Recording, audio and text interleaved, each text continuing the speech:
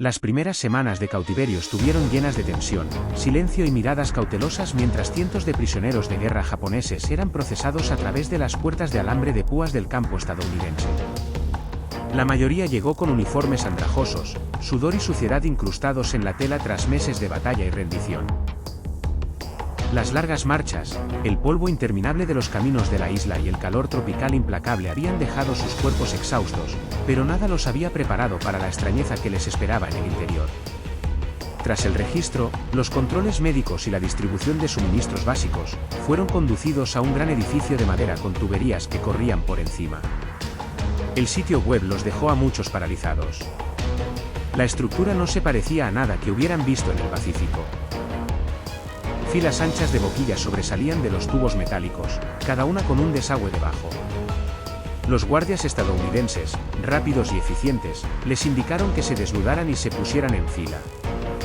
Por primera vez, muchos se dieron cuenta de que no solo los estaban reteniendo. Se esperaba que se lavaran. Entre los prisioneros, la confusión se extendió como una onda. Durante la guerra, los soldados japoneses rara vez se bañaban, a menudo de forma improvisada en ríos o mares, y siempre estaba condicionado por la escasez de suministros. El jabón se consideraba un artículo de lujo. Sin embargo, allí, bajo la custodia de su enemigo jurado, estaban siendo conducidos hacia un ritual de purificación organizado. Algunos se aferraban a sus pertenencias como si esperaran una trampa. Otros murmuraban nerviosos sobre el vapor que salía de las tuberías. Recordaban los relatos que sus oficiales habían difundido antes de la rendición, que los estadounidenses eran brutales, que la captura significaba humillación, que los prisioneros serían tratados peor que animales. Ahora, contemplando las relucientes duchas metálicas, se preguntaban si aquello era algún tipo de crueldad oculta. Los guardias, impacientes y vacilantes, ladraron órdenes en inglés y volvieron a gesticular. Zapatos, cinturones, túnicas, todo tuvo que ser retirado. Una a una, manos reacias, botones desabrochados y cuerpos marcados por campañas en la jungla quedaron al descubierto. Los prisioneros se sentían vulnerables, humillados frente a extraños y entre ellos. Aún así, obedecieron, aferrándose a las pastillas de jabón que les metieron en las palmas de las manos. Luego se oyó el silbido del agua. De las tuberías superiores brotaban chorros de líquido limpio, caliente al tacto. El calor repentino sorprendió a los hombres. Por un instante se quedaron paralizados, esperando dolor. En cambio, mientras el agua corría por sus espaldas y hombros, lavando capas de mugre, una extraña calma los invadió. Algunos cerraron los ojos, dejando que la suciedad se arremolinara en las alcantarillas. Otros se frotaban con cautela con el jabón áspero, como si estuvieran comprobando si realmente estaba permitido. Lentamente, el miedo inicial se transformó en una silenciosa admiración. No habían sentido tanto calor y frescura en meses, incluso años. En las islas donde habían luchado, el agua estaba racionada, no había duchas y los piojos y las enfermedades estaban descontrolados. Meterse bajo un chorro de agua caliente sin cubos, sin oficiales gritando, sin restricciones, era un lujo casi impensable. Aquí, en manos enemigas, estaban más limpios que nunca en sus propios cuarteles militares. Cuando salieron, les esperaban toallas. Toallas gruesas de algodón dobladas en pilas. Muchos prisioneros las tocaban como si fueran artefactos de otro mundo. Se secaron los cuerpos con torpeza, no acostumbrados a ese tipo de tela. Para los estadounidenses, este era un procedimiento rutinario del campamento. Para los japoneses, fue toda una revelación. Salieron arrastrando los pies, con el pelo goteando, la piel rosada por el calor, y un inconfundible murmullo de asombro se extendió entre ellos. El miedo que los había invadido al entrar por primera vez en la sala de duchas fue reemplazado por el desconcierto. ¿Acaso sus captores les habían brindado realmente consuelo en lugar de crueldad? Aquel primer encuentro con las duchas del campamento permaneció grabado en sus mentes durante mucho tiempo. Fue el comienzo de una serie de descubrimientos que pusieron en tela de juicio todo lo que les habían enseñado sobre el enemigo. La experiencia no consistió simplemente en quitarse la suciedad. Se trataba de afrontar la diferencia entre lo que les habían dicho y lo que ahora vivían. La ducha moderna, con su agua caliente y jabón ilimitados, se convirtió en un símbolo de algo más grande.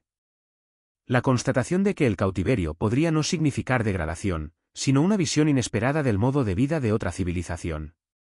Cuando terminaron las primeras duchas y los prisioneros regresaron a los barracones, un pesado silencio se apoderó de la sala. Se sentaron en bancos de madera, algunos aferrados a sus uniformes doblados, otros frotándose el pelo con las gruesas toallas, aún sin saber si habían experimentado una bendición o una amenaza oculta. Muchos evitaban el contacto visual como si hablar abiertamente pudiera romper alguna regla tácita. Sin embargo, en su interior, una inquietud los carcomía. Les habían advertido innumerables veces que ser capturados por los estadounidenses significaba deshonra, tortura y muerte. En las reuniones informativas susurradas antes de las batallas, los oficiales japoneses describían imágenes de sádicos campos enemigos donde les esperaban el hambre y los abusos. Sin embargo, aquí el primer acto al que se les impuso fue bañarse con agua caliente y jabón. A muchos les pareció sospechoso, demasiado amable, demasiado civilizado. Un prisionero, un antiguo mecánico naval de Yokosuka, recordó cómo los folletos de propaganda aliada mostraban a prisioneros de guerra sonrientes recibiendo comida y descanso. Siempre había desestimado esos documentos como mentiras diseñadas para debilitar la moral japonesa. Ahora, limpio por primera vez en meses, recordó aquellas ilustraciones con un escalofrío. ¿Podría ser que algunas de ellas fueran ciertas? Pero otro pensamiento, más oscuro y aterrador, se coló en su mente. ¿Y si las duchas no estuvieran destinadas a la limpieza en absoluto? Los rumores se propagaron rápidamente, especialmente entre aquellos que tenían recuerdos más vívidos de la propaganda bélica. Algunos susurraban la palabra cámaras de gas, estableciendo comparaciones con vagas historias sobre los alemanes en Europa. Aunque pocos conocían los detalles, la idea de que los estadounidenses pudieran usar las duchas para algún acto de crueldad oculta se extendió rápidamente en voz baja, y los guardias notaron la vacilación. Observaron cómo grupos de prisioneros se detenían en las puertas, con el rostro ensombrecido por la desconfianza. Las órdenes se repitieron y los traductores explicaron en un japonés chapurreado que bañarse era simplemente una cuestión de higiene obligatoria. Pero la sospecha no desapareció fácilmente. Para hombres adiestrados para creer que la rendición era un destino peor que la muerte. Cualquier acto de consuelo llevaba consigo el sabor del engaño. Se preguntaban si el jabón que les habían dado estaba envenenado, si la temperatura del agua ocultaba algo siniestro. Algunos incluso se negaron a lavarse bien, limitándose a mojarse los brazos y la espalda antes de alejarse. El choque cultural hizo que el momento resultara aún más chocante. En Japón, el baño tenía profundas raíces culturales ligadas a la purificación ritual en aguas termales y baños comunitarios compartidos. Pero la guerra había destruido esa tradición, dejando a los soldados sin asear durante semanas, infestados de piojos y luchando contra infecciones constantes. En cambio, las duchas del campamento tenían un diseño industrial. Filas de tuberías y desagües de acero, eficientes pero sin privacidad, que funcionaban como un reloj. Para los estadounidenses, esto era higiene práctica, nada más. Para los japoneses, resultaba extraño, mecánico, casi deshumanizante. Fue un ritual despojado de su significado espiritual, transformado en algo funcional pero inquietante. Durante días, las conversaciones entre los prisioneros giraron en torno a las mismas preguntas. ¿Por qué los estadounidenses iban a desperdiciar agua caliente en prisioneros de guerra? ¿Para qué usar jabón, toallas y dedicar tiempo cuando simplemente podían haberlas dejado sucias? ¿Fue verdadera generosidad, o formaba parte de un plan mayor para quebrarlos mentalmente? Las teorías se multiplicaban en los barracones tenuemente iluminados. Algunos argumentaban que las duchas eran una forma de control, una manera de debilitar la resistencia ablandando a los hombres con comodidad. Otros murmuraban que podrían estar mezclados productos químicos ocultos en el agua. El miedo se aferraba a ellos, reforzado por los recuerdos de las advertencias de sus superiores. Sin embargo, no hubo castigo. No se detectó ninguna crueldad oculta. Los hombres regresaron al cuartel por la noche, aún respirando, aún vivos, más limpios que antes. Lentamente, la sospecha comenzó a desvanecerse, reemplazada por una curiosidad más tranquila y reticente. Los estadounidenses repitieron el proceso al día siguiente y al día siguiente. Se siguió distribuyendo jabón. Los guardias se aseguraron de que todos los hombres entraran en la sala de duchas y, aún así, no ocurrió nada terrible. La sospecha persistía, pero ahora se mezclaba con otro sentimiento. Confusión. ¿Qué clase de enemigo se preocuparía por si sus prisioneros olieran a limpio o tuvieran menos piojos? Para hombres criados con la creencia de que la captura era un destino peor que la muerte, aquella constatación resultó tan perturbadora como las propias duchas. El ritmo diario de la higiene pronto se convirtió en parte de la vida del campo, aunque al principio los prisioneros japoneses lo sintieron impuesto. Cada mañana o cada tarde, según el horario, los guardias los formaban y los hacían marchar hasta la sala de duchas. En la entrada, les entregaban jabón envuelto en papel, con un fuerte olor a productos químicos muy distinto a cualquier olor de su país, y toallas, a menudo marcadas con sellos de suministros militares. La rutina era mecánica. Desnúdese, pase por debajo de los arroyos, lávese bien, séquese, vístase y regrese. Pero a medida que los días se convirtieron en semanas, los prisioneros comenzaron a comprender que esta no era una medida temporal. La limpieza era una norma, una disciplina que se aplicaba con la misma firmeza que los toques de queda y los pases de lista. Los estadounidenses explicaron las normas de higiene a través de intérpretes, haciendo gestos para mostrar cómo usar el jabón correctamente e insistiendo en que los hombres debían lavarse no solo los brazos y la cara, sino también los pies, el cabello y los pliegues ocultos del cuerpo. Posteriormente se realizaron controles para detectar piojos, llevados a cabo por personal médico que inspeccionó las costuras de la ropa y la ropa de cama. Se entregó polvo despiojante junto con ropa interior limpia. Por primera vez, muchos soldados japoneses se dieron cuenta de que el enemigo se tomaba la prevención de enfermedades tan en serio como los alimentos o las armas. Para los estadounidenses, la higiene no era un lujo, sino una necesidad para el orden, la salud y la disciplina dentro del campamento. Para los prisioneros, esta rutina conllevaba una extraña mezcla de humillación y fascinación.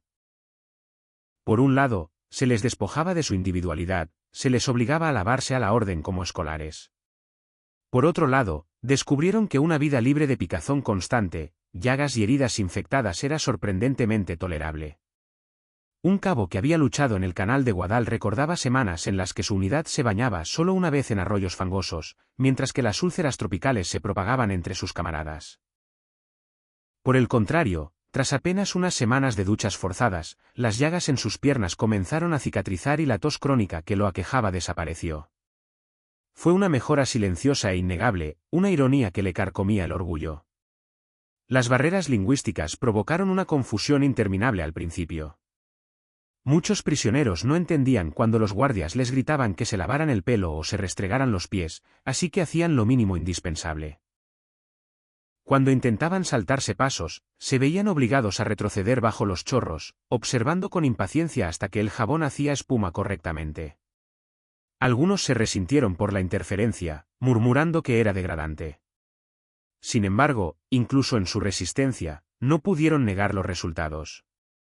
Sus uniformes, lavados regularmente según los procedimientos del campamento, ya no desprendían el hedor a tela podrida. Las mantas olían ligeramente a detergente en lugar de a sudor y moho. Los barracones, antaño sofocantes por el olor a cuerpos sin lavar, se volvieron más tolerables, incluso para aquellos que nunca lo admitieron en voz alta. Gradualmente, la sensación de sospecha dio paso a la costumbre. Los prisioneros comenzaron a anticipar la rutina, formando fila con menos resistencia. Aprendieron a frotar más a fondo, a secarse con cuidado y a doblar las toallas según las instrucciones. Algunos incluso compararon tipos de jabón, señalando cuáles se enjabonaban mejor o tenían un olor menos fuerte. Era un detalle insignificante, pero para los hombres despojados de libertad, tales comparaciones se convirtieron en una forma de conversación, una manera de llenar las largas horas de ocio. La higiene había pasado de ser una orden a un ritual compartido, algo que los unía silenciosamente. Lo que más impactó a muchos fue darse cuenta de que sus captores esperaban que mantuvieran la dignidad incluso en cautiverio. Obligar a la gente a ducharse y proporcionarles jabón no solo tenía que ver con el control de las enfermedades. Se trataba de imponer un determinado estándar de humanidad. En el ejército japonés, a los soldados se les había enseñado que la comodidad era debilidad, que soportar la suciedad y el dolor era una señal de honor. Ahora, bajo la disciplina de su enemigo, se les demostró que el aseo regular podía ser una parte tan importante de la disciplina como portar un rifle. Este choque de valores los inquietó, pero también sembró las primeras semillas de un respeto reacio por el extraño e implacable orden de sus captores. La primera vez que el agua caliente les cayó sobre los hombros, muchos prisioneros japoneses jadearon, algunos incluso retrocediendo como si se hubieran quemado. Un calor constante y controlado brotaba de las boquillas superiores como nunca antes lo habían experimentado. Para hombres acostumbrados a lavarse de forma improvisada en ríos fríos o en cubos llenos a toda prisa, la sensación era casi lujosa. El vapor ascendía rápidamente, serpenteando por el aire y suavizando la luz intensa de la habitación estilo barracón. El jabón, de olor penetrante y exótico, formaba una espuma espesa sobre su piel, eliminando meses de suciedad. Al principio la frotaron con cautela, luego con más vigor, maravillándose de la forma en que la espuma se adhería y se enjuagaba con facilidad. Para algunos, el momento fue abrumador. Recordaban cómo, durante las largas campañas en la selva, los oficiales les habían advertido que debían conservar hasta la última gota de agua, que la limpieza era secundaria a la supervivencia. En las islas remotas, los baños eran raros. Los soldados se limpiaban con trapos, pues su piel permanecía perpetuamente pegajosa por el sudor, la sal y el polvo. Las escasas ocasiones en que se podía calentar agua en latas o bidones eran consideradas bendiciones excepcionales, compartidas entre docenas de hombres. Aquí, sin embargo, cada prisionero permanecía bajo su propia corriente de aire caliente, como si tal lujo fuera infinito. No se trataba simplemente de bañarse. Fue como sumergirse en otro mundo. Las toallas que se proporcionaron después agravaron el shock. Gruesas y absorbentes, eran muy diferentes de las telas finas que los soldados habían usado en los cuarteles japoneses, donde a menudo los hombres tenían que compartir trapos. Los prisioneros se presionaban las toallas contra la cara, inhalando el leve olor químico del detergente. Su piel se sentía renovada, los poros abiertos, y la pegajosa película tropical finalmente había desaparecido. Fue algo más que un alivio físico. Despertó emociones que habían reprimido durante mucho tiempo. Algunos recordaban los baños familiares en casa, recuerdos de sus madres preparando agua caliente en bañeras antes de que la guerra consumiera sus vidas. Otros pensaban en ecos públicos, patéticos y ahora lejanos, de un pasado civil. Las duchas del campamento reavivaron aquellas sensaciones, pero ahora enmarcadas por la extrañeza del cautiverio. Los estadounidenses trataron la rutina sin sentimentalismos, repartiendo jabón y toallas con la misma eficiencia implacable que las raciones. Para ellos, era cuestión de procedimiento, prevención de enfermedades, gestión de la moral, orden. Sin embargo, para los prisioneros, se convirtió en una revelación silenciosa. La ironía era amarga. Habían esperado crueldad, pero aquí encontraron un consuelo mayor del que habían conocido, incluso entre sus propias fuerzas. Algunos sintieron vergüenza, creyendo que tal indulgencia los debilitaba. Otros lo acogieron en silencio, agradecidos por un momento que les permitió a sus cuerpos doloridos sentirse humanos de nuevo. Con el tiempo, las duchas transformaron su existencia diaria, en lugar de rascarse los piojos o ignorar las llagas supurantes. Aprendieron que el agua caliente aliviaba el dolor y aceleraba la curación. Su cabello, antes grasiento y enmarañado, se volvió suave y más fácil de peinar. El olor a sudor que se había impregnado en sus uniformes disminuyó, reemplazado por el leve aroma penetrante del jabón desinfectante. Incluso el aire de los barracones se volvió más ligero, menos sofocante, ya que los baños regulares redujeron los olores de tantos cuerpos viviendo en confinamiento. Los prisioneros comenzaron a notar estos cambios con asombro, reconociendo en silencio que estaban más sanos que durante el combate. La paradoja les atormentaba la mente. ¿Cómo podía el enemigo, al que les habían enseñado a despreciar, brindarles la atención que su propio ejército les había negado? Las duchas no solo tenían que ver con la limpieza. Eran la prueba de un sistema tan organizado y con recursos tan abundantes que podía brindar comodidad incluso a los cautivos. De pie bajo los chorros de agua caliente, no pudieron evitar sentir a la vez envidia e inquietud. Fue un recordatorio de lo diferente que era este mundo del que habían dejado atrás, y de lo mucho que Japón se había quedado atrás en ofrecer una dignidad tan básica a sus propios soldados. Por la noche, Cuando los barracones se oscurecían y las largas filas de prisioneros yacían en sus camas, las conversaciones a menudo volvían a centrarse en comparaciones con sus vidas anteriores en el ejército imperial. El tema no eran las armas, ni las batallas, sino el extraño descubrimiento de la higiene. Hombres que habían marchado a través de Birmania, que habían luchado en las selvas de Filipinas, ahora susurraban sobre jabón, toallas y el impacto del agua caliente.